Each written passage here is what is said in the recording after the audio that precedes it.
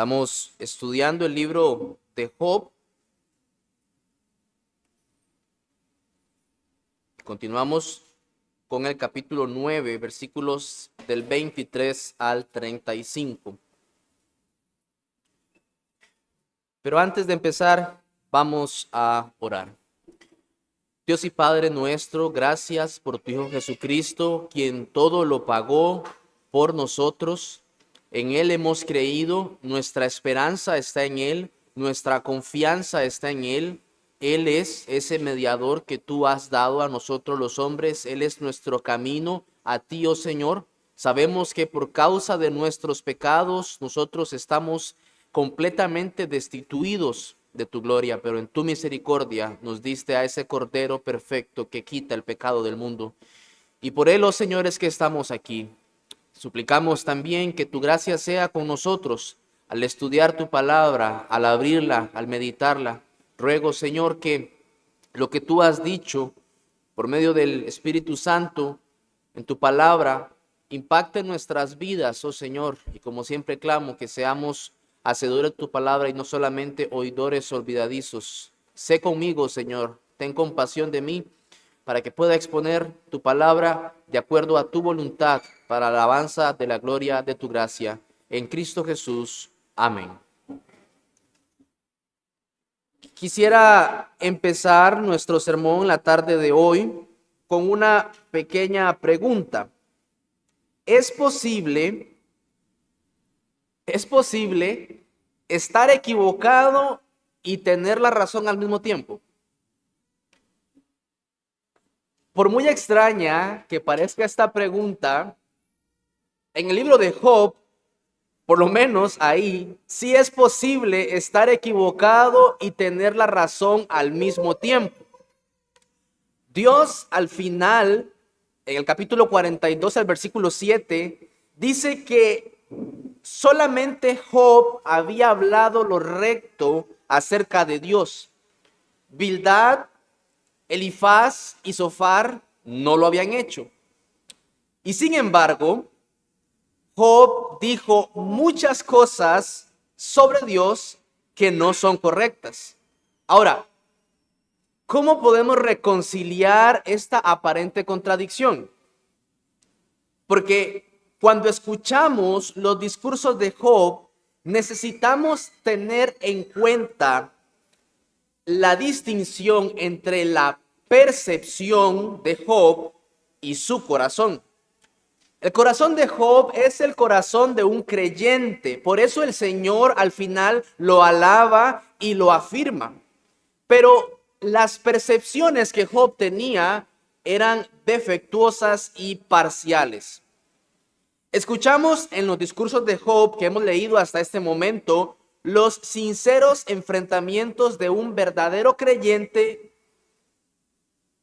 con un corazón para con Dios, mientras ve cómo lo que él pensaba que era un mundo seguro se está desmoronando por completo a su alrededor. Es por eso que vamos a escuchar a Job decir algunas cosas completamente equivocadas, pero lo vamos a escuchar decirlas de un corazón que está profundamente en lo correcto. Una de las grandes preguntas, una de las grandes incógnitas que comienzan a surgir en los discursos de Job es si Job es capaz de discernir el carácter de Dios a partir de las acciones de Dios. Hermano, estamos un poco confundidos. Bueno, déjame explicártelo de la siguiente manera. Cuando algo sucede, sucede porque Dios lo hace que suceda. Esa es la conclusión natural de la soberanía de Dios. Pero en el caso de Job, este entendimiento es un tanto defectuoso porque Job sabe que todo sucede por la soberanía de Dios. Él dijo: recibiremos de Dios el bien y el mal no lo recibiremos. Pero, al mismo tiempo está viendo que suceden cosas injustas. Y si suceden cosas injustas, entonces parece que Dios en su carácter estaría siendo injusto. Entonces la pregunta es, cuando suceden cosas malas, ¿quién las hace?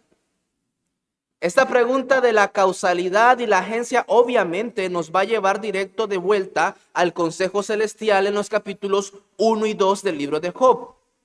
Ahora, bajo este escenario, vemos cómo Dios, en Job 1 y 2, vemos cómo Dios usa el mal para llevar a cabo sus propósitos y ser glorificado en todo. Y al final, como dice el Salmo 145, el versículo 17, justo es Jehová en todos sus caminos. Ahora, recordemos lo que dice la confesión. Nuestra confesión de fe bautista de 1689 con respecto al decreto de Dios. Dios ha decretado en sí mismo todas las cosas, todo lo que sucede. Sin embargo, de la manera que por ello Dios ni es autor del pecado, ni tiene comunión con nadie en él mismo. Mis amados, Job no está entendiendo lo que nosotros estamos entendiendo. Job no está viendo lo que nosotros estamos viendo. Y aún así, con toda la teología que somos capaces de tener en nuestro tiempo, aún así, esto no satisface. Simplemente son verdades que están ahí, que Dios las ha dejado ahí y que nosotros tenemos que decir, amén, es verdad. Es como la elección y la libertad del hombre. Son dos verdades que van de la mano, pero que nunca se cruzan.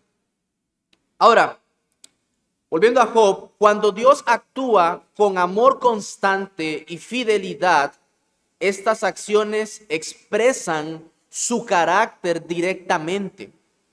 Pero cuando suceden cosas malas, Dios está actuando a través de las agencias de poderes malignos.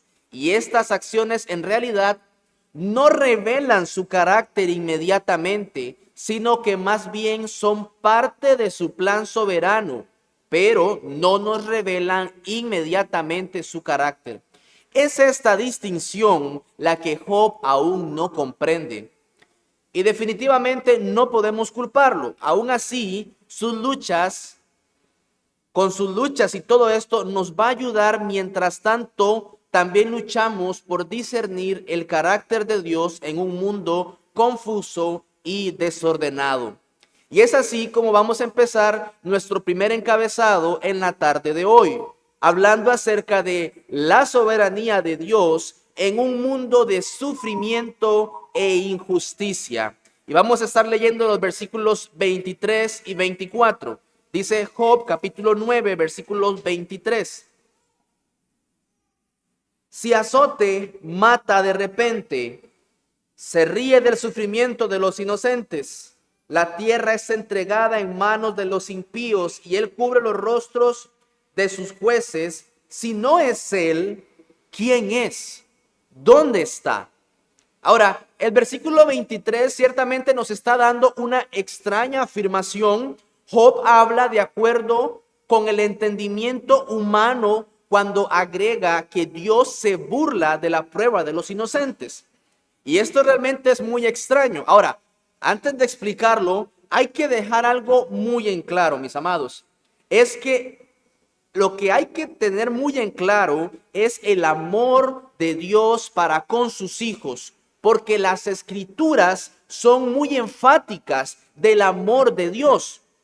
En Efesios, el capítulo 3, el versículo 18, Pablo habla de que él oraba para que los cristianos que estaban en Éfeso fueran capaces de llegar a conocer el amor de Dios que excede todo conocimiento. En Juan 3:16, un pasaje muy conocido, se nos dice que de tal manera amó Dios al mundo, porque el escritor no es capaz de poder decir la medida exacta del amor de Dios, y él dice, de tal manera amó Dios al mundo que ha dado a su Hijo unigénito para que todo aquel que en él cree no se pierda y tenga vida eterna. Y en Romanos capítulo 8, el versículo 39, dice el apóstol Pablo nuevamente que no hay ninguna cosa creada que nos pueda separar del amor de Dios que es en Cristo Jesús, Señor nuestro. Ahora vamos un momento a Deuteronomio capítulo 32, el versículos 9 al 10, porque quiero que veamos este pasaje rápidamente, cómo lo expresa también el escritor Moisés. Dice Deuteronomio 32, 9 y 10, dice, porque la porción de Jehová es su pueblo. Mis amados, la porción de Jehová es su iglesia. Jacob, la heredad que le tocó, le halló en tierra de desierto y en yermo de horrible soledad.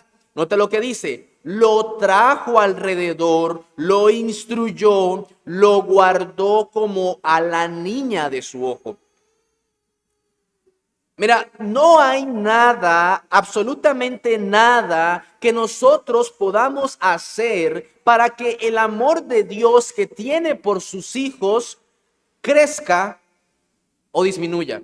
Él ya nos ama, ya nos amó, ya en Cristo Jesús nos dio ese amor perfecto. Así que no tenemos que pensar como piensa Job o como argumenta Job, de que Dios es cruel con nosotros y que se ríe cuando estamos sufriendo o cuando estamos siendo atormentados.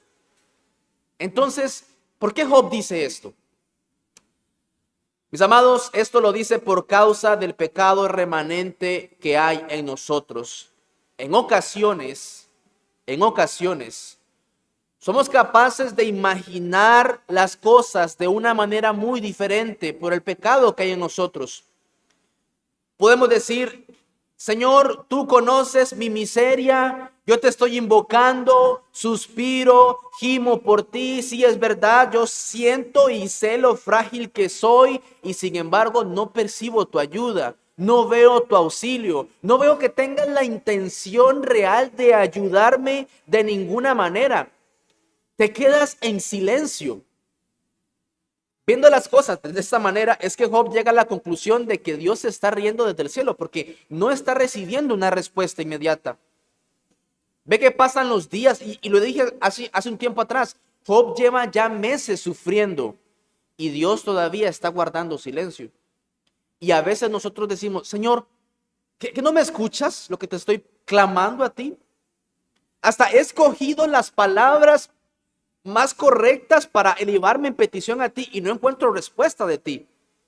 Estás en silencio. Mis hermanos, nosotros debemos darnos cuenta de que Dios solo está ocultando su verdadero motivo mientras Él continúa teniendo piedad de nosotros en medio de ese silencio. Es cierto que su auxilio no lo demuestra pronto, pero nos basta con que Él, siendo nuestro Padre, nos ame tanto como podamos desear. Sí, dice el Señor Jesucristo, si vosotros, siendo malos, sabéis dar buenas dádivas a vuestros hijos, ¿cuánto más no nos amará Dios, que es fuente de todo bien? No pensemos entonces, mis amados, en ningún momento que Dios se burla de nosotros.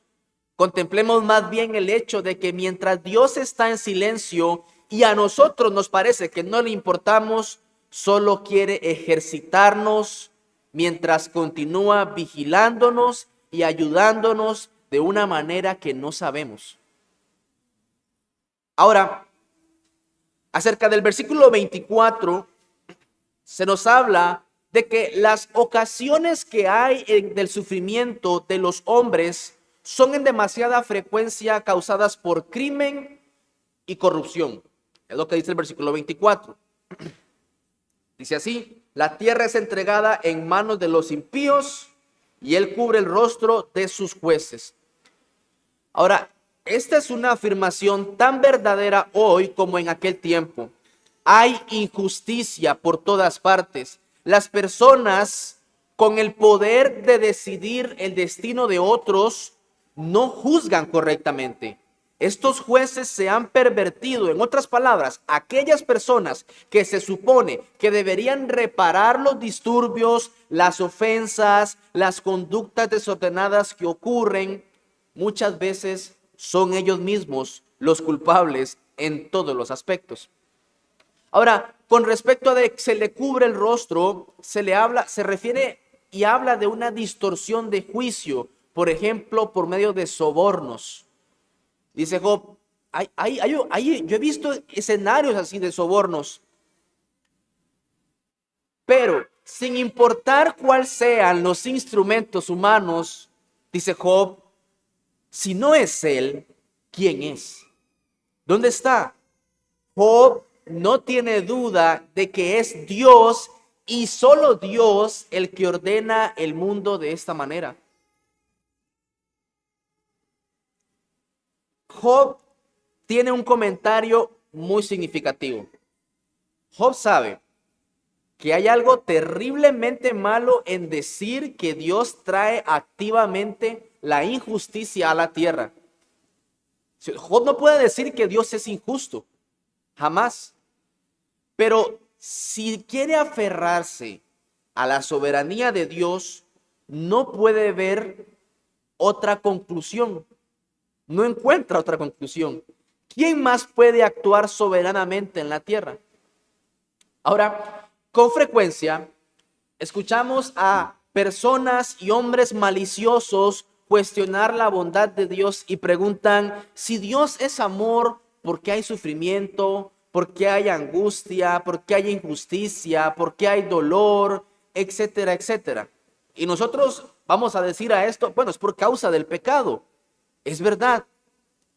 Otros, por su parte, llegan a pensar que si las cosas no salen como quieren, el azar es quien manda y Dios pareciera más bien que ya no se preocupa de este mundo, o que no está cumpliendo con su deber, o que está dormido, o que no le importa el bien o el mal. Sin embargo, hay algo más excelente que debemos recordar y es la verdadera aplicación de este texto.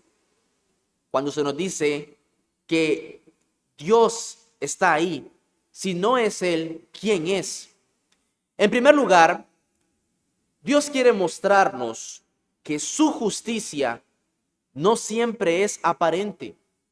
Y no hay que tomar como regla general que Dios tenga la mano levantada para castigar a los malos tan pronto pecan. Dice la Escritura que hay algunos pecados que a los hombres se les hacen patentes ahora y a otros se les hará después.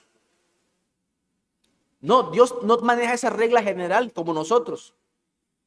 Dios no siempre quiere mostrar desde el principio que es el salvador de los buenos y sacarlos de sus miserias. No siempre Dios muestra eso. No debemos llegar a esa conclusión. ¿Y por qué no? Porque Dios no quiere que veamos su justicia obrando todo el tiempo, sino que más bien Él quiere mostrarnos que no nos corresponde a nosotros entrar en sus juicios. Y más bien, ustedes y yo debemos ser humildes cuando sus formas de obrar son completamente diferentes a las que nosotros conocemos. Debemos, mis amados, debemos inclinarnos ante sus grandes consejos que sobrepasan toda nuestra capacidad hasta que podamos comprender lo que se nos oculta incluso hoy. Cantábamos hace un momento, entenderemos. ¿Cuándo? ¿Cuándo entenderemos? Allá, en la gloria. Aquí no. No nos corresponde entender aquí ahora. Más bien debemos humillarnos. No debemos intentar alinear a Dios con nuestro pensamiento ordinario, porque Dios hace juicios que nosotros no somos capaces de comprender. En segundo lugar, la injusticia que vemos en este mundo debería incitarnos a orar para que Dios se complazca en restaurar todas las cosas a su condición correcta. Dice Mateo 6:10, venga tu reino, hágase tu voluntad, como en el cielo, así también en la tierra. Mis amados, debemos orar para que Dios vuelva a restaurar todo esto que está en desorden por causa del pecado. En tercer lugar, si un hombre es incapaz, porque esto es lo que vemos, si un hombre es incapaz de gobernarse a sí mismo, ¿cómo podrá gobernar a un pueblo? Y dado que ejercer el oficio de Dios en este mundo es un privilegio exaltado, Dios debe obrar en aquellas personas que están en autoridad. Por eso debemos orar por todos los que están en eminencia, para que vivamos quieta y reposadamente en toda piedad. En cuarto lugar, efectivamente, de Dios proceden todas las cosas, ya sea la prosperidad o la aflicción, la vida o la muerte, la luz o la oscuridad. Mira lo que dice Isaías. Vamos un momento a Isaías, capítulo 45, el versículo 7, porque este es un pasaje realmente muy que confirma esto y exalta la grandeza de Dios. Dice Isaías 45, 7, dice Dios, que formo la luz y creo las tinieblas, que hago la paz y creo la adversidad. Yo, Jehová, soy el que hago todo esto. Por lo tanto, mis amados, todo lo que hace el diablo, todo lo que emprendan los malvados, debemos recibirlo como de la mano de Dios. Porque si Dios no les soltara el freno, no podrían hacer absolutamente nada.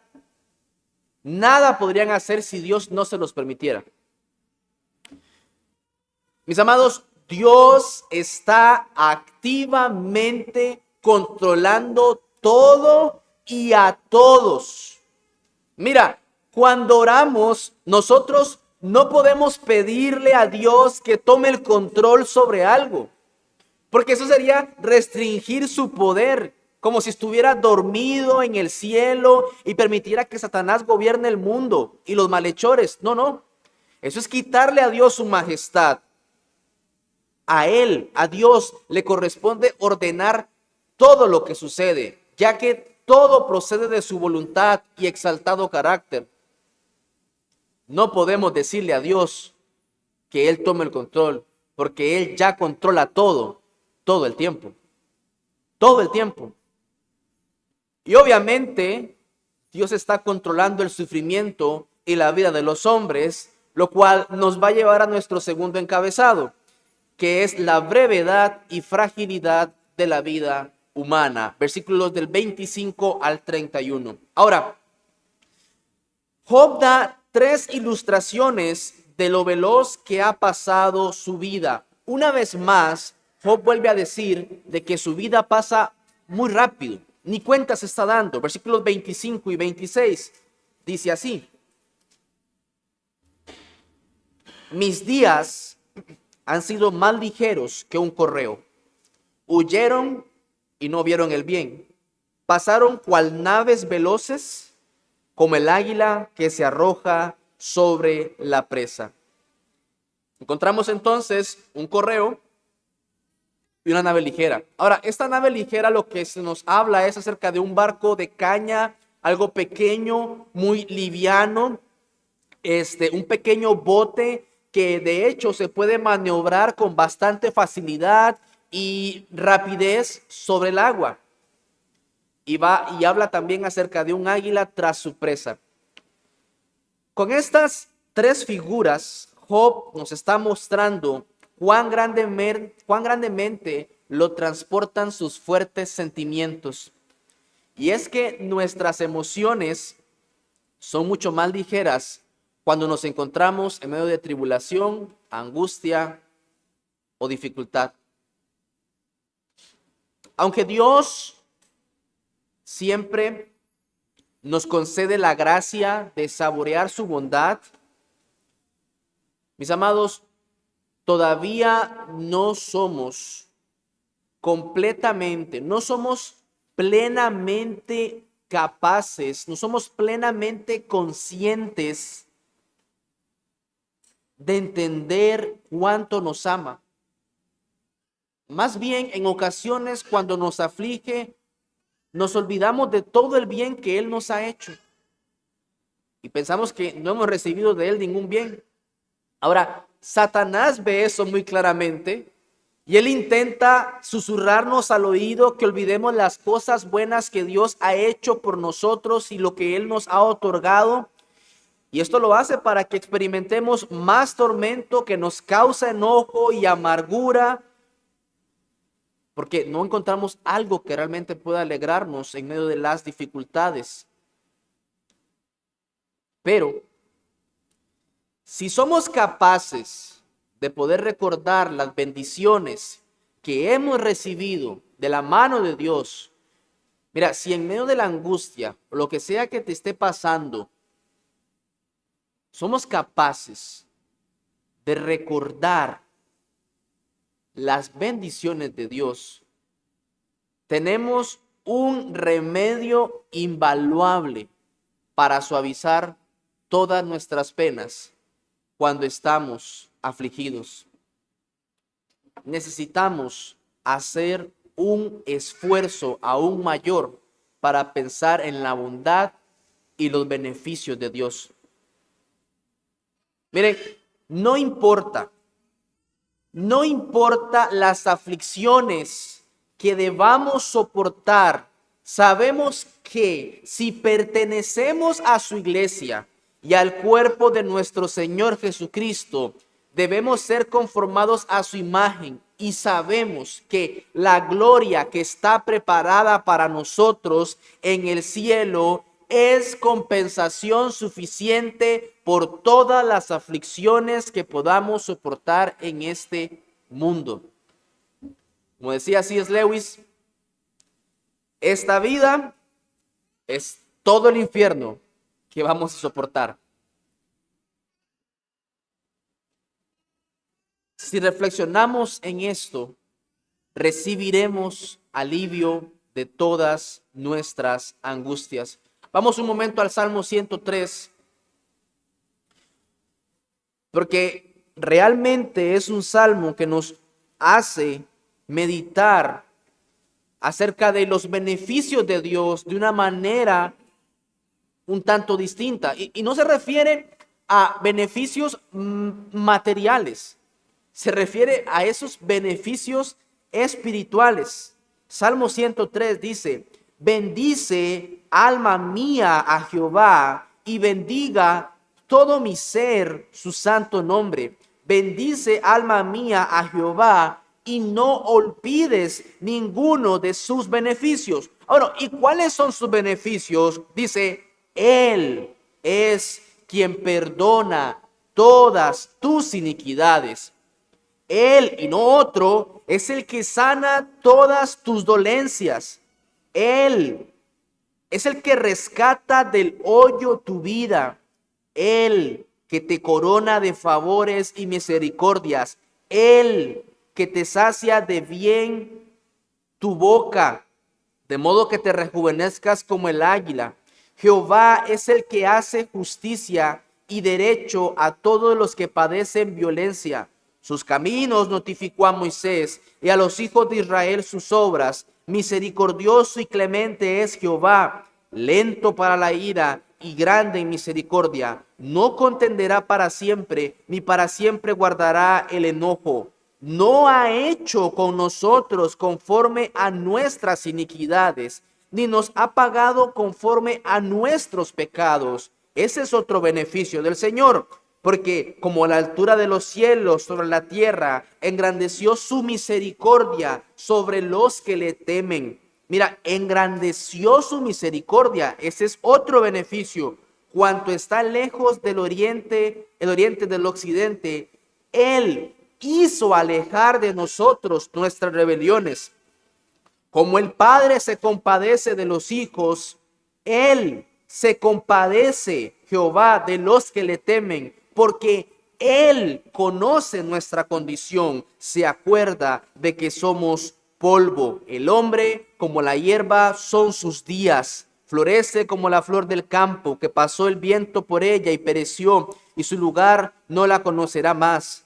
Mas la misericordia de Jehová es desde la eternidad y hasta la eternidad sobre los que le temen, y su justicia sobre los hijos de los hijos, sobre los que guardan su pacto y los que se acuerdan de sus mandamientos para ponerlos por obra. Jehová estableció en los cielos su trono y su reino domina sobre todos. Bendecid a Jehová, vosotros sus ángeles, poderosos en fortaleza, que ejecutáis su palabra, obedeciendo a la voz de su precepto. Bendecid a Jehová, vosotros, todos sus ejércitos, ministros suyos, que hacéis su voluntad. Bendecid a Jehová, vosotras todas sus obras, en todos los lugares de su señorío. Bendice, alma mía, a Jehová. Mis amados, hay al menos, rápidamente, hay al menos 11 beneficios en este capítulo. 11 beneficios. De 22 versículos, 11 nos recuerdan los beneficios del Señor.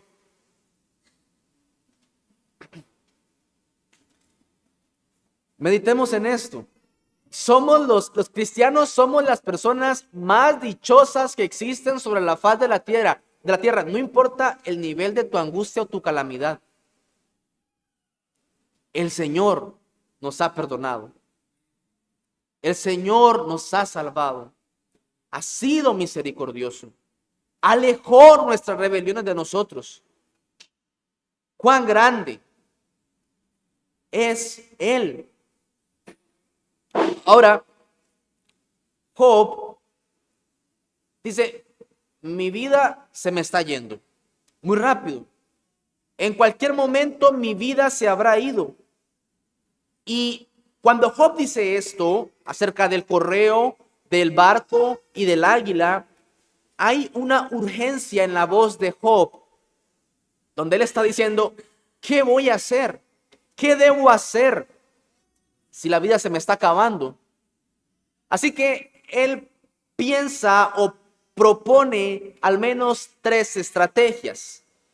En primer lugar, él dice, bueno, aquí voy a intentar seguir adelante y alegrarme. Versículos 27 y al 29. Dice, si yo dijere, olvidaré mi queja, dejaré mi triste semblante y me esforzaré. Me turban todos mis dolores.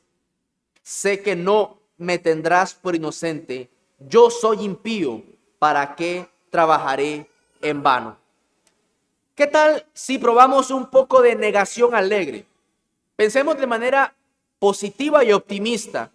Consideremos que el sufrimiento al final de todo no es tan lamentable, lo que dice Job. Yo voy a hacer el esfuerzo por dejar de sentirme así. He pasado por las etapas del duelo y ahora es momento de seguir adelante, alegrarse, mirar hacia un nuevo día. Ahora, en cierto sentido, esto sería bastante razonable. De hecho, a veces es saludable para el ser humano, el duelo humano.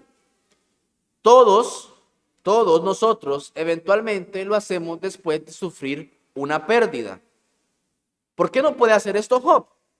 Porque simplemente él no puede decir, bueno, Job, ya perdiste lo que tenías, la riqueza, es cierto, tus hijos, ya lloraste por ellos, ya has sufrido. Bueno, ¿por qué no mejor no intentas seguir adelante con tu vida, levantarte desde cero, desde abajo? Vamos, ánimo. Respuesta, ¿por qué no puede hacer eso Job? Porque lo que está sufriendo, lo que Job está sufriendo, no está en la raíz de la pérdida de sus posesiones y de sus hijos. Él lo que está sufriendo es el juicio de Dios contra los pecadores. Si pretende que solo es sufrimiento humano, estará en negación sobre la verdadera naturaleza de lo que se soporta. Su sufrimiento es más profundo que un sufrimiento en el presente. Es un sufrimiento en el presente que es el que es el preludio de una condena futura. Dice el versículo 28, sé que no me tendrás por inocente. Y dice, ¿para qué voy a trabajar en vano? Mi angustia es que Dios está en una lucha conmigo. Me ve como su enemigo. No puedo alegrarme, intentar alegrarme. No es un asunto de las posesiones, dice. ¿Para qué trabajar en vano? Dios me tiene por su enemigo. ¿Por qué sigo buscando estar en lo correcto? Dice el versículo, es lo que dice el versículo 21. ¿Por qué sigo buscando estar en lo correcto ante Dios cuando no tiene sentido y parece que estoy persiguiendo un sueño que nunca se realizará? ¿Tiene miedo de hacer un esfuerzo por estar alegre? Porque no hay garantía de que pronto no aparezca otro nuevo sufrimiento, siempre y cuando no sepa dónde está él parado con Dios. Estará deprimido mientras Dios lo trate como a un hombre condenado. Por eso dice, no me tendrás por inocente. Y aquí hay algo digno de mención para aquellos que aún no se rinden al Señor por completo.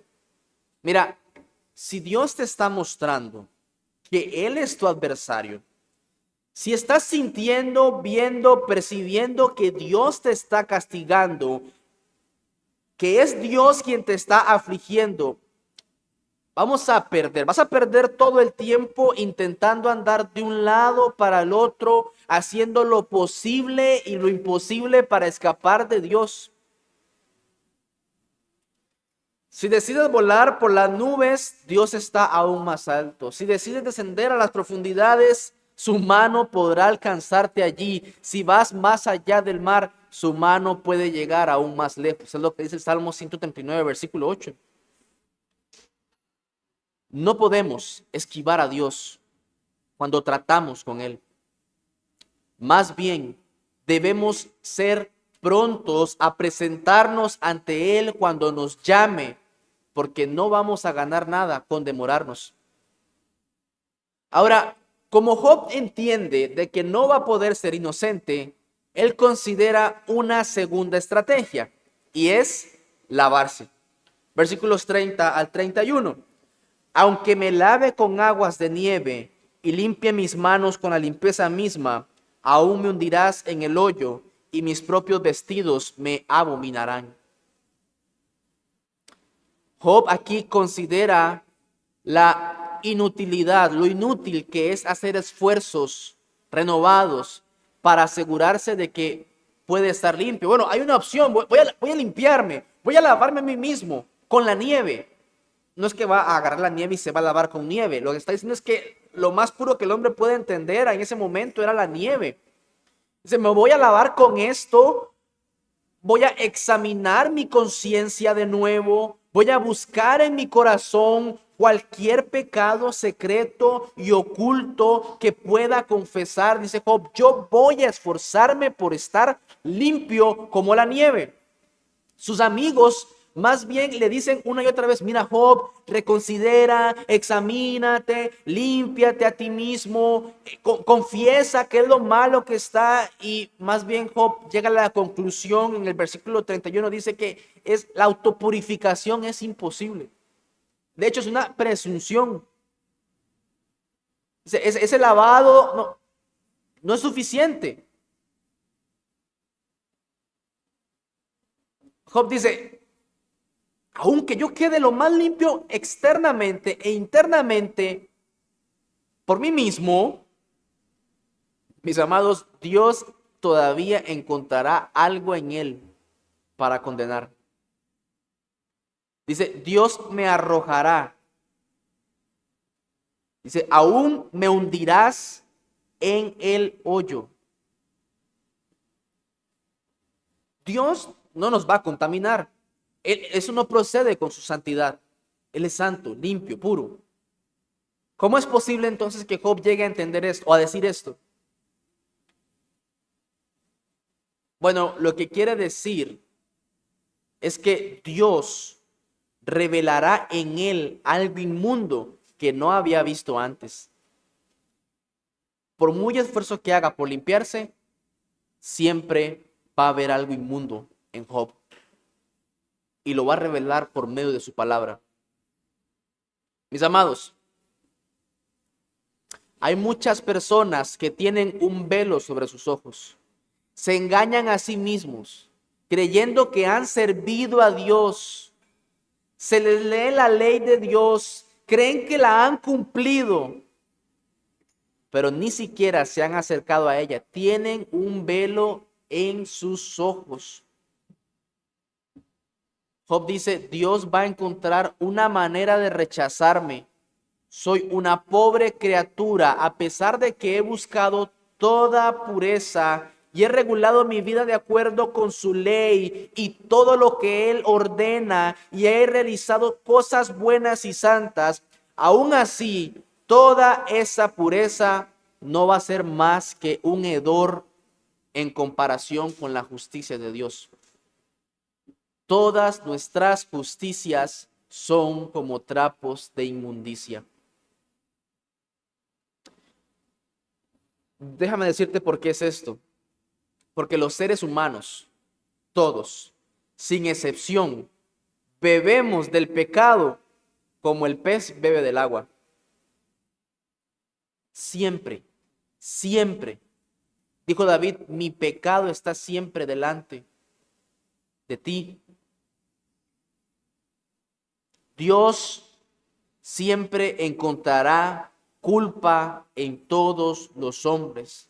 David dice en el Salmo 51, el versículo 7, purifícame con hisopo y seré limpio, lávame y seré más blanco que la nieve. Porque si nosotros nos limpiamos a nosotros mismos, seguimos igualmente sucios.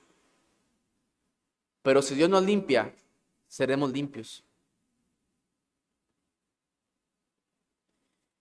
Job entiende que necesita que alguien lo limpie. Y por eso, en tercer lugar, su última estrategia es encontrar un mediador. Versículos 32 al 35. Porque no es hombre como yo para que yo le responda y vengamos juntamente a juicio. No hay entre nosotros árbitro que ponga su mano sobre nosotros dos. Quite de sobre mí su vara y su terror no me espante. Entonces hablaré y no le temeré, porque en este estado no estoy en mí.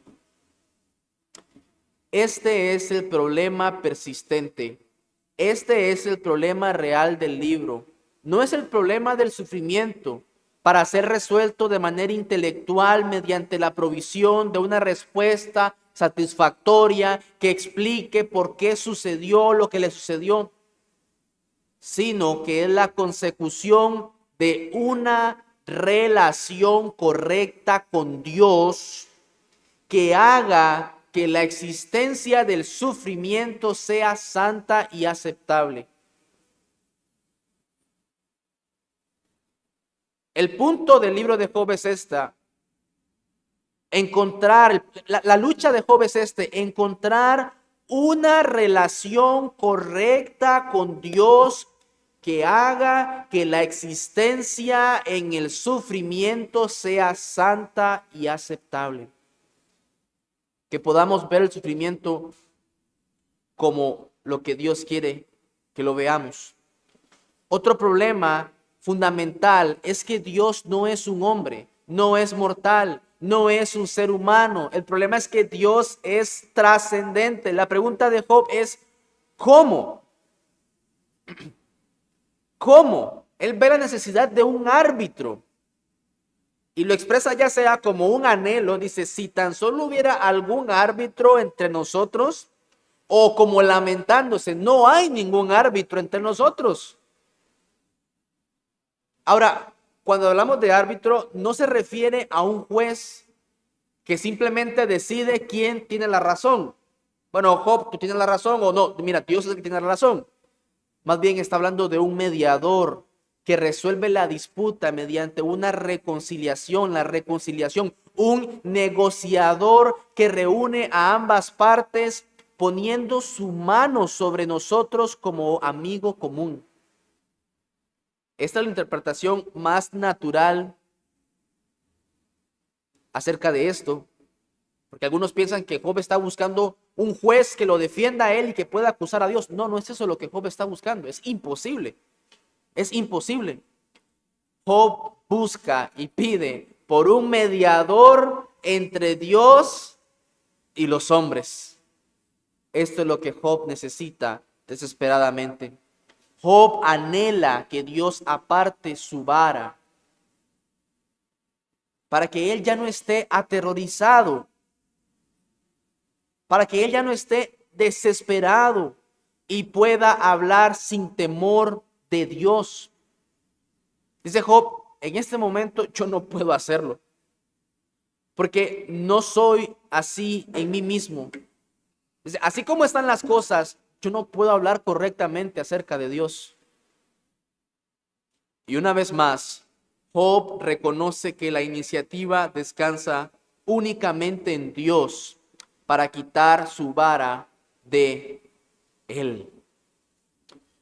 Mis hermanos, como lo dije hace un momento, el Señor está gobernando todo. El Señor gobierna nuestras angustias. El Señor gobierna en medio de nuestras luchas. El Señor gobierna y está realmente activo en medio de esos tiempos en el que para nosotros es silencio total. Él está ahí, activamente gobernando. Y como dije, los cristianos somos las personas más felices sobre la faz de la tierra porque ya nuestros pecados han sido perdonados, porque ya hemos sido lavados, porque ya hemos sido reconciliados con Dios. Pero al mismo tiempo también somos las personas más tristes por causa del pecado remanente que mora en nuestros cuerpos y no nos deja ver a Dios correctamente muchas veces. Job era un creyente y no estaba viendo a Dios correctamente por causa de esta angustia, de esto que le estaba costando. No olvidemos, no olvidemos ninguno de sus beneficios. No olvidemos ninguno de sus beneficios.